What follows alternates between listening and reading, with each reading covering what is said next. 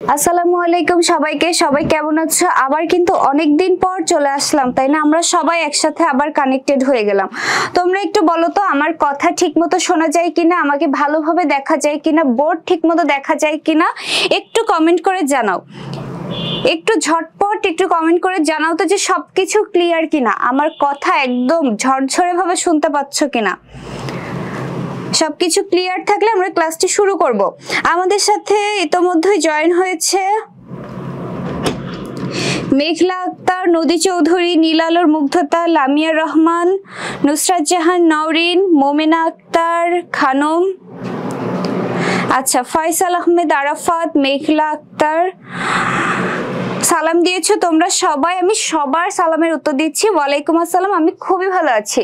তোমরা সবাই কেমন আছো? এবং তোমরা তোমাদের ফ্রেন্ডদেরকে একটু মেনশন দিয়ে দাও যারা মোটামুটি ক্লাস করে, মেনশন দিয়ে দাও। এবং একইভাবে কিন্তু শেয়ার করতে হবে। গত ক্লাসে যে 3 জন বিজয়ী ছিল তারা কিন্তু অলরেডি পুরস্কার পেয়ে গিয়েছো, তাই না? আজকের ক্লাসেও কিন্তু সেম জিনিসটাই প্রযোজ্য। সেটা হচ্ছে যে যত বেশি শেয়ার করবে, হাইয়েস্ট শেয়ারকারীদের মধ্য থেকে প্রথম 3 জন পাবে সর্বমোট 150 টাকা মোবাইল রিচার্জ। ঠিক আছে, ঝটপট ক্লাসটি শেয়ার করতে হবে এবং কমেন্টে অবশ্যই দিও যে শেয়ার দেন। এবং শেয়ারটা তোমরা কোথায় করবে? শেয়ারটা কিন্তু মেসেঞ্জারে বন্ধুদের কাছে শেয়ার করলে হবে না, শেয়ারটা কিন্তু করতে হবে তোমার নিজের প্রোফাইল এবং বিভিন্ন গ্রুপে। সেটা হচ্ছে সিআরডিএমি ছাড়া, সিআরডিএমি ছাড়াও অন্য যে কোনো গ্রুপে করবে। দেখতে চাই কে সর্বপ্রথম শেয়ার করলো, একটু কমেন্ট করে জানাও শেয়ার করে। ঠিক আছে, আরাফাত বলছে অনেকদিন পর আপনার ক্লাসে, অনেক ভালো লাগছে। আমারও ভীষণ ভালো লাগছে যে তোমরা সবাই আমার ক্লাসে আবার জয়েন হয়েছো। গত দিনের ক্লাসে কি হয়েছিল বলো তো? ক্লাসটি শুরু করেছি, কিছু সময় পরে গিয়ে কোনো একটা কারণে লাইভটা কেটে আবার লাইভে আসতে হলো। এবার প্রথমে তো তোমাদের উপস্থিতি মাশাআল্লাহ অনেক ভালো ছিল, পরবর্তী লাইভে গিয়ে উপস্থিতি একটু কমে গিয়েছিল। যাই হোক, কোনো ব্যাপার না। আজকে কি করবে, একটু তোমাদের ফ্রেন্ডদেরকে মেনশন দিয়ে দাও যারা ক্লাস করে মোটামুটি। আচ্ছা, সবকিছু তাহলে ক্লিয়ার না? মোমেনা বলছে জি আপু অল ক্লিয়ার। হাদিউল বলছে ক্লিয়ার। আচ্ছা, ফয়সাল বলছে ক্লিয়ার। শেয়ার করব কোথায়? শেয়ার করবে তোমার নিজের প্রোফাইলে, নিজের প্রোফাইলে শেয়ার করতে হবে এবং শেয়ার করতে হবে বিভিন্ন গ্রুপে। ঠিক আছে, বিভিন্ন গ্রুপে শেয়ার করতে হবে। তাই বলে তোমরা আবার সিআরডিএমিতেই শেয়ার করবে না, সিআরডিএমিতেই তো ক্লাস হচ্ছে। এখনো পর্যন্ত কারো কমেন্ট দেখলাম না যে শেয়ার ডান। ঠিক আছে, শেয়ার করতে হবে ঝটপট। একটু দেখতে চাই, আমি একটু টাইম নিচ্ছি। হ্যাঁ, তোমাদের উপস্থিতিটা আর একটু বাড়ুক, এই জন্য আমি একটু টাইম নিচ্ছি। আজকে কিন্তু আমরা অর্ধাঙ্গিটা শেষ করব। ঠিক আছে, অর্ধাঙ্গি আজকে শেষ করব আমরা। শাইলা আক্তার বলছি ক্লিয়ার। আচ্ছা, তোমরা কিন্তু ভুলে যেও না শেয়ার করতে। মনে রাখবে হাইয়েস্ট শেয়ারকারীদের মধ্যে প্রথম 3 জন পাবে সর্বমোট 150 টাকা মোবাইল রিচার্জ। ঠিক আছে, আচ্ছা দেখো আমরা আজকে পড়াতে চলে যাই। আমরা কি পড়বো বলো তো? আজকে আমরা পড়বো অর্ধাঙ্গি। যেটা কে লিখেছে অর্ধাঙ্গি, এটা লিখেছে বেগম রোকেয়া সাখাওয়াত হোসেন। ফ্রেন্ডদের করলে হবে না, না ফ্রেন্ডদের মেসেঞ্জারে করলে হবে না। মেসেঞ্জারে বন্ধুদের কাছে করলে কিন্তু সেই শেয়ারটা কিন্তু কাউন্ট হয় না। ঠিক আছে, এটা ফেসবুক থেকেই কাউন্ট করবে না। নুসরাত জাহান নওরিন আমাকে ফার্স্ট জানালো শেয়ার ডান। নুসরাত জাহান নওরিন, তোমাকে অনেক অনেক অনেক বেশি ধন্যবাদ। দেখো, আমি সবসময় একটা কথা বলি, আমি কিন্তু তোমাদের যেটা পড়াই সেটা কিন্তু তোমাদের সবার জন্য উন্মুক্ত। আমি এই জন্য তোমাদেরকে এটা উন্মুক্ত রেখেছি যাতে তোমাদের একটু উপকার হয়। তাহলে আমার জন্য তোমাদের কিন্তু কিছু করার আছে। সেটা কি? সেটা আমার ক্লাসটি শেয়ার করে তোমরা আমার জন্য এটা করতে পারো এবং আমি আশা করব তোমাদের কাছ থেকে তোমরা এটা করবে। ঠিক আছে, রামিসা তাসনিম বলছে শেয়ার ডান। আচ্ছা, আলহামদুলিল্লাহ। আসো আমরা এবার পড়াশোনাতে চলে যাই। সেটা আজকে আমরা পড়বো যে অর্ধাঙ্গি। আমরা গতদিন কিছু পড়েছিলাম, আজকে তারপর থেকে আমরা শুরু করব। ঠিক আছে, আজকে তারপর থেকে আমরা শুরু করব। দেখো গতদিন আমরা যেখানে রেখেছিলাম সেটা হচ্ছে ওই যে রাম সীতার একটা ব্যাপার ছিল যে সীতাকে মেয়েদের অনুপ্রেরণা স্বরূপ সীতাকে বলা হয় যে দেখো স্বামীর জন্য সে বনবাসে চলে গিয়েছিল, ঠিক আছে, স্বামীর জন্য সে কি দেহ ত্যাগ করেছিল, এমন একটা ব্যাপার ছিল। তো বেগম রোকেয়া সাখাওয়াত হোসেন বলছে যে তোমরা যে সীতাকে আমাদের মেয়েদেরকে উদাহরণ স্বরূপ তাকে রিপ্রেজেন্ট করো যে মেয়েরা তোমরা সীতার মতো হও, কিন্তু সীতা প্রকৃতপক্ষে কিন্তু খুব একটা আত্মমর্যাদা সম্পন্ন ছিল না। সীতাকে সেভাবেই ট্রিট করা হয়েছিল যেভাবে রাম সীতাকে চাইতো। দেখো বনবাসে যখন চলে যায় একটা পর্যায়ে আসে যখন রাম কোনো কারণে সীতাকে ভুল বোঝে এবং সীতাকে ত্যাগ করে, ঠিক আছে, সীতা কিন্তু দেহ ত্যাগ করে এর পরিপ্রেক্ষিতে। তো সেটাই বলছে যে রাম যেভাবে চেয়েছে সীতা ঠিক সেইভাবেই তার সামনে এসেছে, এতে সীতার কোনো ধরনের কোনো কি ক্রেডিট নাই, সেটাই বোঝাচ্ছে। তো তারপর থেকে দেখো এখানে কি বলছে যে বালক ইচ্ছা করিলে পুতুলকে প্রাণপণে ভালোবাসিতে পারে, ঠিক আছে, যে একটা ছেলে যদি ইচ্ছা করে, ওই যে মেয়েরা হচ্ছে যে তোমরা যে সীতাকে আমাদের নারী সমাজের জন্য উদাহরণ স্বরূপ দেখছো, তো বেগম রোকেয়া সাখাওয়াত হোসেন এখানে সীতাকে পুতুল হিসেবে দেখছে যে সে তো ছিল রামের হাতের পুতুল, যে কিনা রাম ইচ্ছা করলে সেই পুতুলটাকে নিয়ে খেলেছে, পুতুলকে ভালোবেসেছে, আবার যখন ভালো লাগেনি তাকে ফেলে দিয়েছে। তো সেই ব্যাপারটাই সে এখানে বলছে যে বালক ইচ্ছা করিলে পুতুলকে, দেখো বালক ইচ্ছা করিলে পুতুলকে প্রাণপণে ভালোবাসিতে পারে, যে একটা পুতুল যদি কোনো ছেলের হাতে থাকে সে চাইলে সেই পুতুলটাকে প্রাণপণে অর্থাৎ মন দিয়ে ভালোবাসতে পারে। পুতুল হারাইলে বিরহে অধীর হতে পারে, বিরহ মানে হচ্ছে দুঃখ, এবং সেই ভালো লাগার পুতুলটা যদি হারিয়ে যায়, ভালো লাগার পুতুলটা যদি হারিয়ে যায়, ভালো লাগার পুতুলটা যদি হারিয়ে যায় তাহলে কি করতে পারে, সেই ছেলে কি দুঃখে একদম অধীর হয়ে থাকতে পারে, পুতুলের ভাবনায় অনিদ্রায় রজনী যাপন করতে পারে। রজনী মানে কি জানো, রজনী মানে হচ্ছে রাত, আর যাপন মানে জেগে থাকা, আর অনিদ্রা মানে হচ্ছে ঘুমহীন, ঠিক আছে। যে পুতুল যদি হারিয়ে যায় তাহলে তার দুঃখে প্রয়োজনে কি সারা রাত নির্ঘুম ভাবে সে কাটিয়ে দিতে পারে, সারা রাত জেগে কাটিয়ে দিতে পারে। পুতুলটা যে ব্যক্তি চুরি করিয়াছিল, অর্থাৎ সেই পুতুলটা যদি কেউ চুরি করে থাকে তাহলে তাহার প্রতি, কার প্রতি, যে চুরি করেছিল সেই চোরের প্রতি খড়গ হস্ত হইতে পারে, খড়গ হস্ত হইতে পারে। খড়গ হচ্ছে একটা অস্ত্র যেটা দিয়ে আঘাত করা যায়, অর্থাৎ হাতে অস্ত্র তুলে নিতে পারে। পুতুল যে চুরি করেছিল প্রয়োজনে সে সেই চোরের প্রতি কি অস্ত্র নিয়ে ধাবমান হতে পারে। হারানো পুতুল ফিরিয়া পাইলে, অর্থাৎ সেই পুতুল, হারানো পুতুল যদি আবার ফিরে পায় তাহলে আহ্লাদে আটখানা হইতে পারে।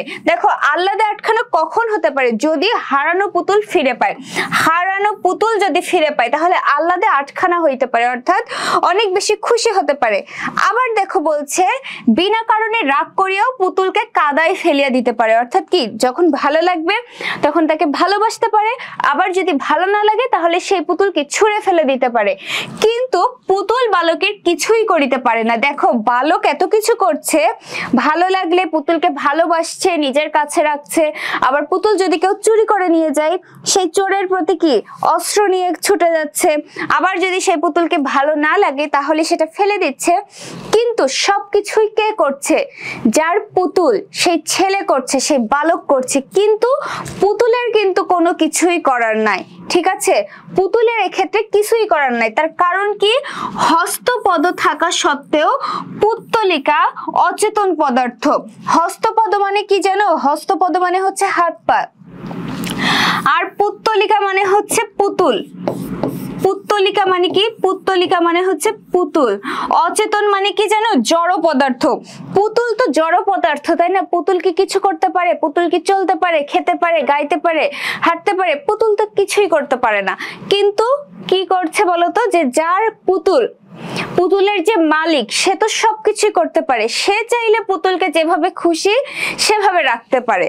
তো সীতাও ছিল ঠিক সেরকম, যে সীতাকে নিয়ে তো খুশি হওয়ার কোনো কিছু নেই, সীতা সেটাই করেছে যেটা রাম তাকে দিয়ে করিয়েছে। সীতা ছিল রামের হাতের পুতুল, ঠিক আছে। বালক তাহার পুতুল স্বেচ্ছায় অনলে উৎসর্গ করিতে পারে। অনল মানে হচ্ছে আগুন। বালক যদি চায় তাহলে কি পুতুলকে আগুনে ফেলে দিতে পারে, এতে পুতুলের কোনো কিছুই করার নাই। পুতুল পুড়িয়া গেল দেখিয়া ভূমে লুটাইয়া ধুলি ধূসরিত হইয়া উচ্চস্বরে কাঁদিতে পারে। ভূমে ভূমে লুটাইয়া মানে কি জানো? ভূমে লুটাইয়া মানে হচ্ছে ভূমিতে লুটাইয়া। দেখো নাফিয়া আঞ্জুম রিপা বলছে এই গল্পটি পড়তে ভালো লাগে না। কেন ভালো লাগবে না? অর্ধাঙ্গী অত্যন্ত চমৎকার একটা গল্প, ঠিক আছে, অত্যন্ত চমৎকার। তোমরা যদি আমার ক্লাসটি মনোযোগ দিয়ে করো, এবং এটার কিন্তু ফার্স্ট পার্ট হচ্ছে ইউটিউবে আপলোড করা হয়েছে গতদিন যে ক্লাসটি নিয়েছিলাম, তোমরা যদি এই ক্লাসটি মনোযোগ দিয়ে করে থাকো তাহলে দেখবো অর্ধাঙ্গী একদম ইজি। এটা আসলে কোনো কিছুই না, সারমর্ম এটাই যে মেয়েদের ভুল কোথায় ছিল, তারা যে অবরোধবাসিনী ছিল, ঘরের কোণে ছিল, তাদেরকে বের করে আনা প্রয়োজন, এটাই এটার মূল কথা। কিন্তু রোকেয়া সাখাওয়াত হোসেন কি করেছে, এটাকে একটু কঠিন ভাষায় লিখেছে, এই জন্য আমাদের কাছে একটু কঠিন লাগে, কিন্তু প্রকৃতপক্ষে কিন্তু এর আসলে সারমর্মটা খুবই ইজি। জাহান বলছে আপু নোট করতেছে, একটু আস্তে আস্তে বলো। আচ্ছা ঠিক আছে।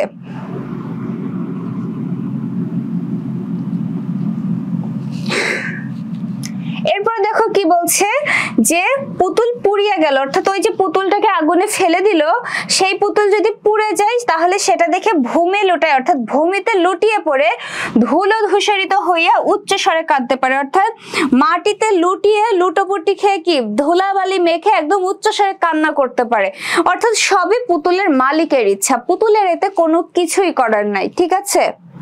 HSC all subject hand note and suggestion. কি করব, সাজেশন চাচ্ছ নাকি? বুঝতে পারলাম না ভাইয়া কথাটা।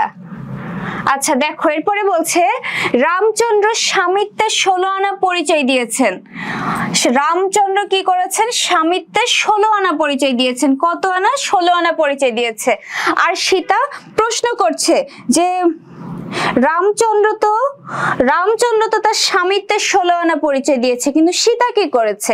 সীতা কি তার স্ত্রীত্বের 16 আনা পরিচয় দিয়েছে? সীতা কি কিছুই করেছে? আসলে সে তো সেটাই করেছে, যতটুকু যা করেছে সেটা কি করেছে, রাম যেটা চেয়েছে সেটাই সে করেছে, সে তো নিজে থেকে কোনো কিছুই করেনি। রাম যখন সীতাকে ভুল বুঝেছে, ইভেন সে ভুলটা পর্যন্ত ভাঙাতে পারেনি, তাই না? সে একদম লাইক এ ডল, একদম পুতুলের মতো সে ছিল।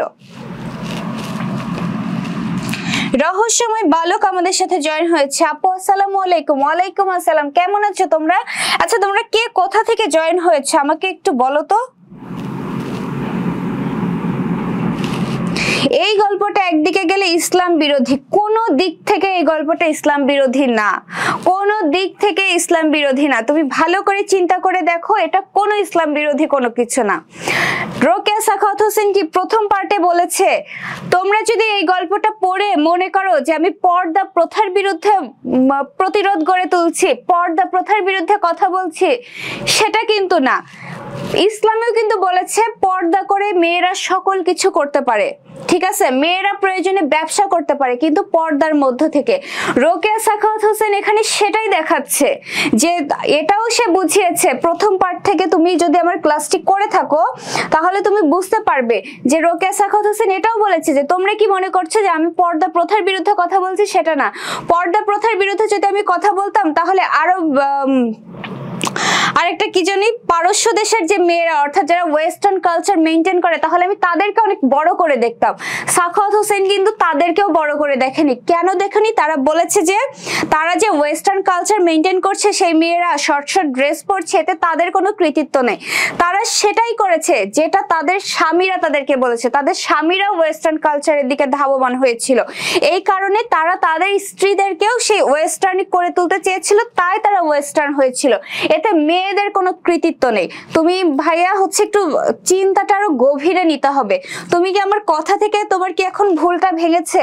রোকেয়া সাখাওয়াত হোসেন বলো বা এই গল্প বলো, ইসলাম বিরোধী কোনো কিছু না, পর্দা প্রথার বিরুদ্ধে কোনো কিছু না। সে বলেছে কি মেয়েরা ওই যে পর্দা করতো, পর্দা করে ঘরের কোণে বসে থাকতো, দিন শেষে স্বামী কি এনে দেবে সেটাই সে খাবে, স্বামী যেটা বলবে চলতে বললে চলবে, না বললে না, অর্থাৎ তার করার কোনো কিছুই ছিল না। রোকেয়া সাখাওয়াত হোসেন এই নিষ্ক্রিয়তার বিরুদ্ধে কথা বলছে, নিষ্ক্রিয়তার বিরুদ্ধে কথা বলছে, একদমই পর্দা প্রথার বিরুদ্ধে কোনো কথা বলছে না, ঠিক আছে।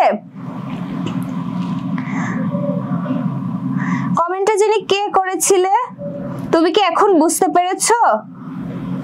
এই যে তাওহিদ,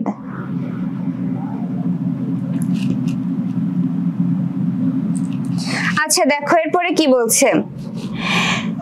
ও আবার যদি তোমার মনে হয় যে রাম সীতা এগুলো আসতেছে, এগুলো ইসলাম বিরোধী, রাম সীতা এগুলো কিন্তু সে উদাহরণ হিসেবে দেখিয়েছে, এগুলো পুরাণে আছে, মহাভারতে আছে, তাই সে উদাহরণ হিসেবে এখানে দেখিয়েছে যে তোমরা কি সীতাকেও অনেক বড় মনে করো, যে সে রামের সাথে বনবাসে গিয়েছিল সীতা অনেক বড় না, সীতাও সেটা করেছে যেটা রাম চেয়েছে, তো সীতার কোনো কৃতিত্ব ছিল না। ঠিক আছে, এরপরে দেখো কি বলছে, কেবল প্রভু রামের সহিত, প্রভু রাম বলছে, অর্থাৎ ওই যে স্বামীকে প্রভু মনে করা, ঠিক আছে, সেটাই বলছে যে প্রভু রামের সহিত বন যাত্রায়, অর্থাৎ এই যে বনবাসে, যে বনে চলে গিয়েছিল বসবাস করতে, সেটার কথা বলছে। তৌহিদ একটা খুব স্যাড ইমোজি দিয়েছে, স্যাড ইমোজি দেওয়ার কোনো কিছু নেই ভাই, আমি সত্যি খুব ইন্টারেস্টেড এটা জানার প্রতি যে ভাইয়া তোমার কি এখন ধারণাটা চেঞ্জ হয়েছে, এটা একটু কমেন্ট করে আমাকে জানা, আমি কিন্তু ওয়েট করছি তোমার কমেন্টের জন্য। এরপরে দেখো বলছে যে বন যাত্রায় ইচ্ছা প্রকাশ করিয়া দেখাইয়াছেন যে তাহারও ইচ্ছা প্রকাশের শক্তি আছে, রাম বেচারা অবোধ বালক, সীতার অনুভব শক্তি আছে, ইহা তিনি বুঝিতে চাহেন নাই, কেননা বুঝিয়া কার্য করিতে গেলে, কার্য মানে কাজ, বুঝিয়া কাজ করিতে গেলে স্বামিত্বটা পূর্ণ মাত্রায় খাটানো যাইতো না। ঠিক আছে, তো এরপরে বলছে দেখো যে সীতা যদি রামের সাথে যেয়ে থাকে সেটাকে এত বাহবা দেওয়ার কোনো কিছু নাই, যে হচ্ছে যে সীতা তার স্বামীর সাথে চলে গিয়েছে, সে এত বড় কথাটা বলেছে, তার মানে তার যে ইচ্ছা শক্তি সেটার প্রকাশ ঘটেছে, সেটা না। রামেরও বোঝা উচিত ছিল যে সীতারও কোনো কিছু চাওয়ার আছে, সীতারও কোনো কিছু বলার থাকতে পারে, কিন্তু রাম সেটাকে কিন্তু কোনো গুরুত্ব দেয়নি। কেন গুরুত্ব দিনি সেটাই বলছে, যদি গুরুত্ব দিতে চাই তাহলে স্বামিত্বটা সঠিকভাবে ফলানো যাবে না। ঠিক আছে, অর্থাৎ তিনি কিন্তু রামকে, সীতাকেও যে খুব একটা বেশি উপরে তুলে ধরেছেন সেটা কিন্তু না, সে বারবার এটাই প্রমাণ করেছে এখানে যে তার স্বামী যেটা বলেছে সেটাই সে করেছে, সেও ছিল কি সেই রামের হাতের পুতুল। এরপরে বলছে আচ্ছা দেশকালের নিয়ম অনুসারে কবির ভাষা স্বর মিলাইয়া না হয় মানিয়া লই যে আমরা স্বামীর দাসী নই অর্ধাঙ্গী, অর্থাৎ এই যে সভ্যরা যে একটা কথা বলে যে তোমরা কি বলছো, তোমরা নিজেকে দাসী কেন বলছো, তোমরা তো দাসী না স্বামীদের, তোমরা হচ্ছে অর্ধাঙ্গী, মানে অর্ধেক অঙ্গ। স্বামীর যদি একটা অঙ্গ ধরা হয়, একটা অঙ্গ যদি, একটা দেহ যদি কল্পনা করা হয়, সেই দেহের অর্ধেক অংশ স্বামী, অর্ধেক অংশ হচ্ছে কি স্ত্রী। তো সেটাই বলছে যে তোমরা এই যে দেশকাল নিয়ম অনুসারে কবির ভাষায় যদি তাল মিলিয়ে বলতে হয়, এই যে দেখো তৌহিদের কিন্তু খুব সুন্দর একটা কনসেপ্ট আমাদের সাথে শেয়ার করেছে যে হ্যাঁ ম্যাম শেষের দিকে এটা বর্ণনা করেছে, খুবই ভালো লাগলো যে তুমি বুঝতে পেরেছো ব্যাপারটা, ধন্যবাদ ভাইয়া তোমাকে। এরপর বলছে আমরা তাহাদের গৃহে গৃহিণী স্মরণে না হয় অন্তত তাহাদের চাকরি উপলক্ষে যথা তথ্য অনুগামিনী, অর্থাৎ কি বলছে জানো, আমরা কি ছেলেদের গৃহের গৃহিণী, তাদের ঘরের গৃহিণী, না হলে আবার কি বলছে যে তারা যদি চাকরি উপলক্ষে কোথাও গিয়ে থাকে, যে হয় না আমার বাসা, ধরো আমার বাসা ঢাকায়, আমার হাজবেন্ডের চাকরি সূত্রে আমি এখন চিটাগাং গিয়ে বসবাস করছি, তাহলে কি এটাই বলছে যে হয় আমরা গৃহিণী না হয় আমরা চাকরি সূত্রে তাদের সাথে গিয়ে থাকি। এর মানে তো এটা নয় যে আমার একটা মতামত রয়েছে, আমি এখানে মতামত প্রকাশ করছি, ব্যাপারটা তো এমন না, আমার স্বামী গিয়েছে বলে আমি গিয়েছি, কিন্তু আমি নিজে থেকে তো যেতে পারিনি, তাই না? সেটাই এখানে বুঝিয়েছে। সুখ দুঃখ সমভাগিনী, অর্থাৎ সেই স্বামীর সাথে সুখ দুঃখের সমভাগিনী, সমানভাবে ভাগ করে নেই, ছায়া তুল্য সহচারী। ঠিক আছে, স্বামীর ছায়ায় ছায়া আমরা যে থাকি সেই ব্যাপারটা এখানে বলছে। কিন্তু কলিযুগে দেখো 4 যুগের সর্বশেষ যুগ বলা হয়, সেটা হচ্ছে কলিযুগ, সর্বশেষ যুগ হিন্দুদের পুরাণ মতে।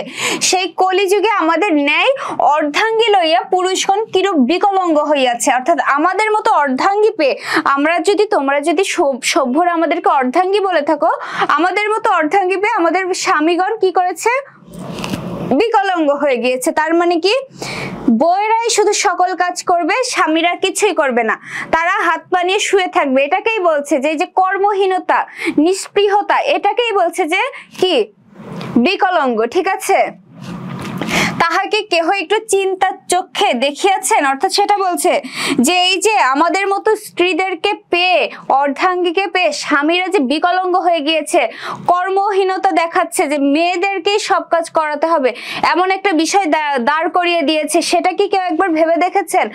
আক্ষেপের অথবা প্রভুদের সৌভাগ্যের বিষয় যে আমি চিত্রকর নহি, নতুবা এই নারীরূপ অর্ধাঙ্গ যাহাদের, এই নারীরূপ অর্ধাঙ্গ তাহাদের কেমন অপরূপ মূর্তি হয়েছে তাহা আঁকিয়া দেখাইতাম। তো রোকেয়া সাখাওয়াত হোসেন বলছে যে আমি তো কোনো চিত্রকর নয়, আমি যদি চিত্রকর হতাম তাহলে আমি আমার চিত্রের মাধ্যমে এটা প্রকাশ করে দিতাম, একদম সবাইকে চোখে আঙুল দিয়ে দেখিয়ে দিতাম যে তোমরা যাদেরকে অর্ধাঙ্গী বলছো তারা শুধু নামেই অর্ধাঙ্গী, কামে না। তাদেরকে পেয়ে তোমরা উল্টা খাটিয়ে নিচ্ছ, কিন্তু বিনিময়ে তাদের কোনো কিছুই হচ্ছে না, উল্টা তোমরা নিজেরা কর্মনিষ্ক্রিয় হয়ে তাদেরকে পুতুল হিসেবে ট্রিট করছো। তো রোকেয়া সাখাওয়াত হোসেন এই চিত্রটা একবার সবাইকে ভেবে দেখার কথা বলছে, এবং তিনি আরো বলছেন যে আমি যদি চিত্রকর হতাম তাহলে এই চিত্রটা আমি সবার সামনে তুলে ধরতাম। এই তোমাদের সবার বুঝতে অসুবিধা হচ্ছে না তো? যারা ক্লাস করছো তারা একটু কমেন্ট করে জানো বুঝতে অসুবিধা হচ্ছে কিনা, পড়ানো কেমন লাগছে একটু কমেন্ট করে জানিও। এরপরে বলছে শুক্ল দেশ। শুক্ল মানে কি জানো? সাদা, আর কেশ মানে চুল। শুক্ল দেশ মানে কি? বয়োজ্যেষ্ঠ এমন একটা বোঝাচ্ছে, ঠিক আছে? পাকা চুলধারী বয়োজ্যেষ্ঠ বুদ্ধিমানগণ বলেন যে আমাদের সাংসারিক জীবনটা দ্বিচক্র শকটের ন্যায়। শকট মানে হচ্ছে গাড়ি, দ্বিচক্র মানে হচ্ছে দুই চাকা।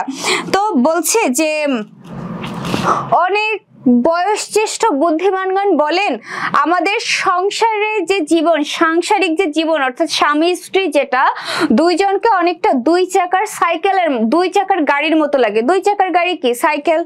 সেই দুই চাকার গাড়ির মতো লাগে। ওই শকটের এক চক্র প্রতি, অর্থাৎ একটা সাইকেল যদি ধরা হয়, যে মনে করো দুইটা চাকা আছে, সেটার একটা চাকা হবে কি? চক্র মানে চাকা, পতি মানে স্বামী, আর অপর যে চাকা সেটা হবে হচ্ছে পত্নী বা স্ত্রী। তাসনিম, রামিশা তাসনিম বলছে না অসুবিধা হচ্ছে না, বুঝতেছি। আচ্ছা আলহামদুলিল্লাহ। এরপরে বলছে তাই ইংরেজি ভাষায় কথায় কথায় স্ত্রীকে অংশিনী বলা হয় বা পার্টনার বলা হয়, ঠিক আছে? যে কি ওই যে দুই চাকার সাইকেলের মতন, যে একটা চাকা তার স্বামী, একটা চাকা তার স্ত্রী, তাই জন্য কি কথায় কথায় স্ত্রীদেরকে বলা হয় কি? অংশিনী বা পার্টনার। আমরা বলি না যে আমার পার্টনার। এছাড়াও বলা হয় কি? উত্তমার্ধ, বেটার হাফ। বেটার হাফ মানে হচ্ছে কি? উত্তমার্ধ ইত্যাদি বলি। জীবনের কর্তব্য অতি গুরুতর, সহজ নহে, অর্থাৎ জীবনের কর্তব্য, জীবনের কর্তব্যটা অতি গুরুতর মানে অনেক কঠিন। দেখো একটা সাংসারিক জীবনে যেন অনেক দায়িত্ব থাকে, এই দায়িত্বগুলো পালন করা অনেক কঠিন, সহজ কোনো বিষয় না।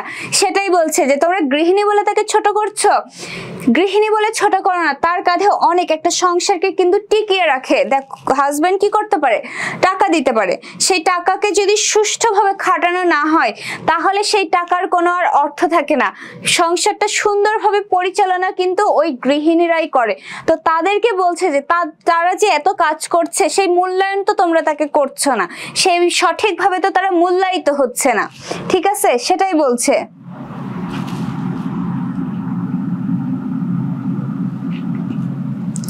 এরপরে দেখো কি বলছে, এরপরে বলছে যে একটা কবিতার ছন্দের সাহায্যে, ঠিক আছে? তার আগে একটু তোমাদের কমেন্ট নিয়ে আসি। জাহান জাহান বলছে ক্লাসটা সুন্দর লাগছে। তাওহিদ বলছে একটা চাকা ছোট বড় হলে চলতে পারে না, এটা বুঝিয়েছে, একদম ঠিক তাই। রহস্যময় বালক বলছে পত্নী কাকে বলে আপু? পত্নী বলা হচ্ছে স্ত্রীদেরকে, স্বামীদেরকে বলা হয় পতি, আর স্ত্রীদেরকে বলা হয় হচ্ছে পত্নী। দেখো এরপরে হলো কি বলতেছে, এখানে একটা কবিতার ছন্দ, সেটা হচ্ছে সুকঠিন গারস্থ ব্যাপার, অর্থাৎ গৃহস্থলী ব্যাপারগুলো অনেক কঠিন, সুশৃঙ্খল কে পারে চালাতে? গৃহস্থলী ব্যাপারগুলো আসলে অনেক কঠিন, সেটাকে সুশৃঙ্খল ভাবে চালানো সহজ কোনো ব্যাপার না। কে পারে এটাকে চালাতে?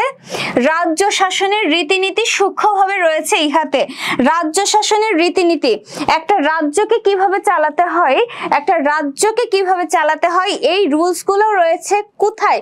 গৃহস্থলী কাজের মধ্যে। সেটা কি ওয়াইফ কিভাবে তার সংসারটাকে পরিচালনা করছে, সেই সংসারটাকে একটা রাজ্য হিসেবে কল্পনা করছে, ঠিক আছে?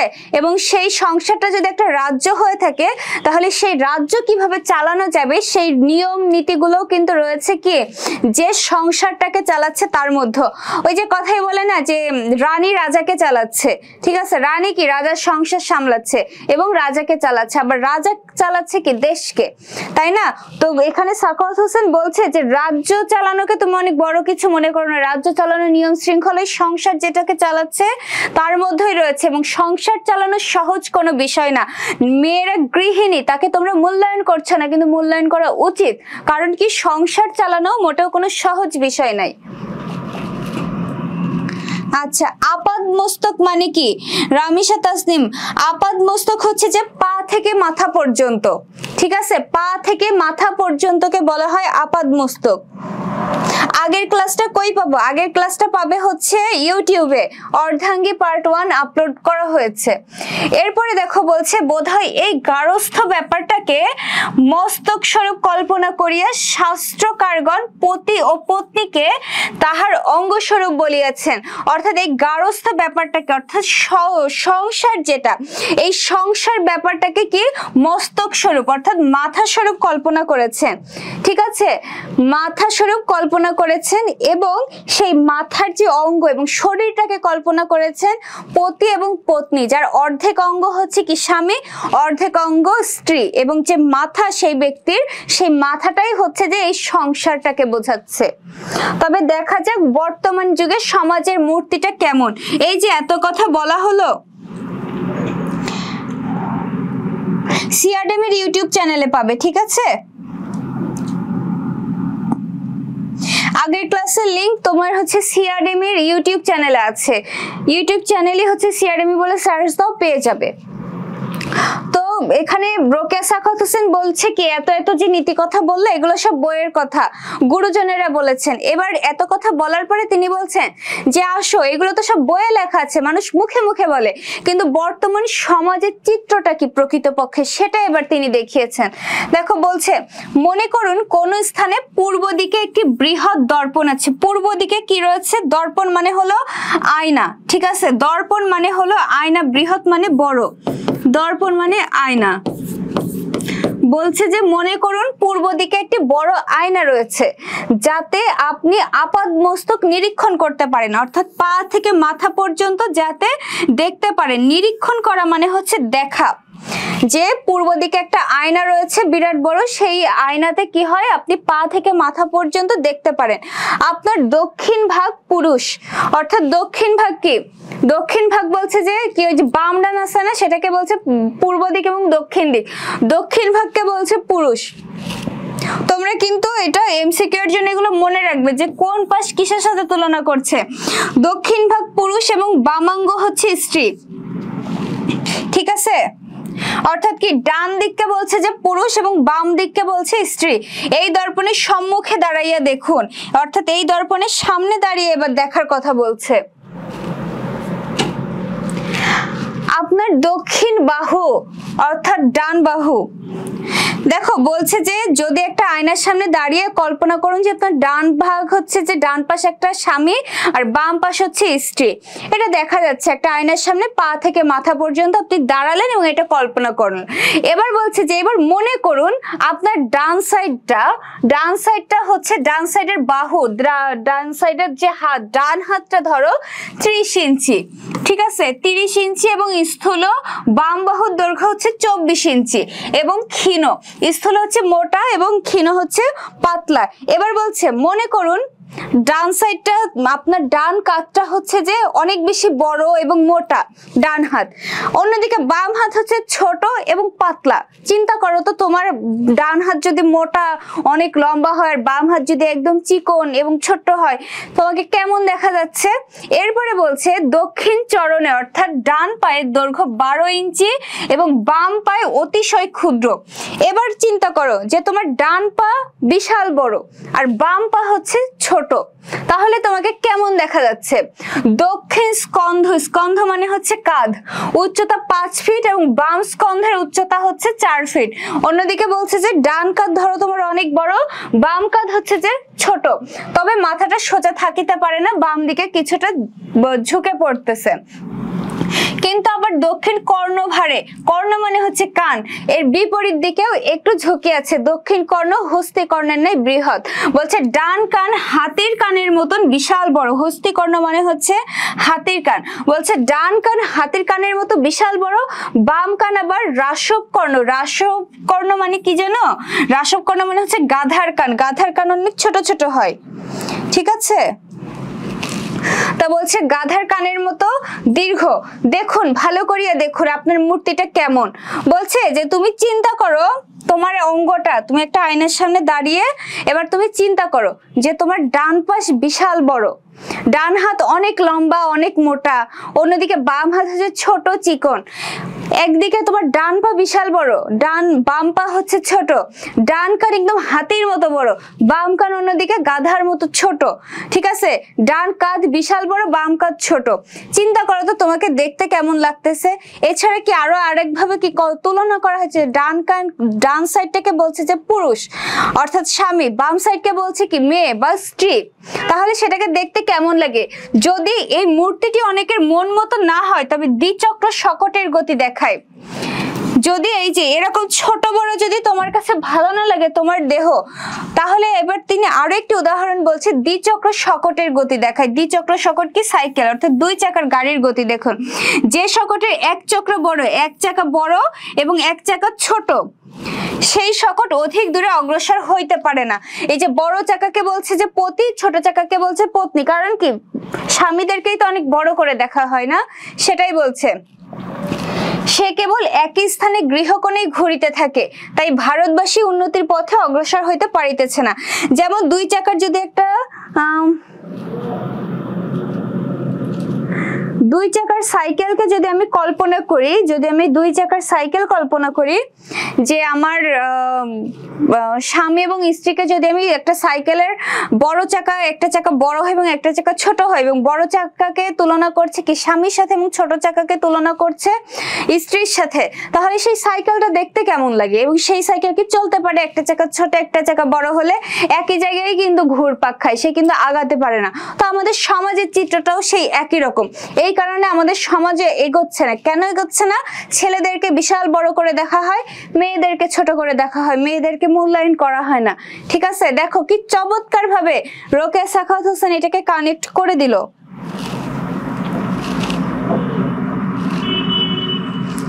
আচ্ছা, এবার শুনো, আমি হচ্ছে তোমাদের আজকের ক্লাসটি শেষ করেছিলাম, আজকের ক্লাসে অর্ধাঙ্গী শেষ করতে চেয়েছিলাম।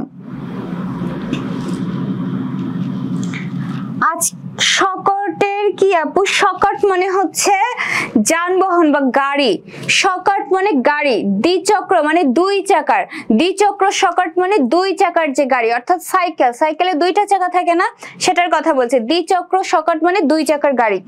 দেখো, আমি আজকে তোমাদের অর্ধাঙ্গী শেষ করতে চেয়েছিলাম, কিন্তু এই যে কারেন্ট যে টেকনিক্যাল প্রবলেম ছিল, এই সবের কারণে আমি আজকে তোমাদের ক্লাসটি শেষ করতে পারছি না। আগামী ক্লাসে তোমাদের অর্ধাঙ্গী শেষ হবে এবং এর থেকে প্রচুর পরিমাণে আমরা কোশ্চেন সলভ করব, জ্ঞানমূলক কোশ্চেন করব, অর্থাৎ অর্ধাঙ্গী নিয়ে আর কারোর কোনো অসুবিধাই থাকবে না ইনশাল্লাহ। নেক্সট ক্লাসে অর্থাৎ শুক্রবারে, আগামী শুক্রবারে 8:30টার সময় ঠিক তোমাদের ক্লাস হবে। আমি তোমাদের সবার উপস্থিতি অনেক ভালো দেখতে চাই, ঠিক আছে? ক্লাসে উপস্থিতি না থাকলে ভালো, সেই ক্লাসটা নিতেও ভালো লাগে না, মজা পাওয়া যায় না ক্লাসটি নিয়ে। তোমাদের উপস্থিতি তো আমাকে অনেক বেশি উদ্বুদ্ধ করে তোমাদের ক্লাস নিতে। চেষ্টা করব যেন আর কোনো অসুবিধা না থাকে। তোমরা শেয়ার করেছো কিনা জানি না, তোমাদের মধ্যে থেকে সর্বোচ্চ শেয়ারকারীদের মধ্যে থেকে কিন্তু প্রথম 3 জন পাবে সর্বমোট 150 টাকা মোবাইল রিচার্জ। আর তোমরা যারা 25 ব্যাচের ক্লাস যদি থেকে থাকো, তোমাদের 25 ব্যাচের কোর্স কিন্তু অলরেডি রানিং আছে, কোর্স চলছে, তাদের কিন্তু অনেকখানি শেষও হয়ে গিয়েছে। কবিতা বলো, গল্প কিছু শেষ হয়েছে, কিছু বাকি আছে, সেকেন্ড পেপার, অর্থাৎ তাদের অনেকটা বাংলা গোছানো হয়ে গিয়েছে। তোমরা কেউ চাইলে ভর্তি হতে পারো। তো এই পর্যন্তই। এই পর্যন্তই। তোমরা সবাই ভালো থাকো এবং পড়তে থাকো। আগামী দিন ক্লাসে সবাই থেকে প্রচুর পরিমাণে কোশ্চেন সলভ হবে, ঠিক আছে? তোমরা কি পড়েছো ওই দিন একদম ক্লিয়ার হয়ে যাবে। ওই দিন কোশ্চেন সলভের সময় আমি সেই কোশ্চেন আবার ব্যাখ্যাটাও তোমাদেরকে দিব, এতে করে তোমরা ক্লিয়ার হয়ে যাবে, ঠিক আছে? তোমাদেরকে অনেক বেশি ধন্যবাদ ধৈর্য ধরে আমাদের ক্লাসটি করার জন্য। তোমরা ভালো থাকো, সুস্থ থাকো, পড়াশোনা করতে থাকো। এই পর্যন্তই। আল্লাহ হাফেজ, আসসালামু আলাইকুম।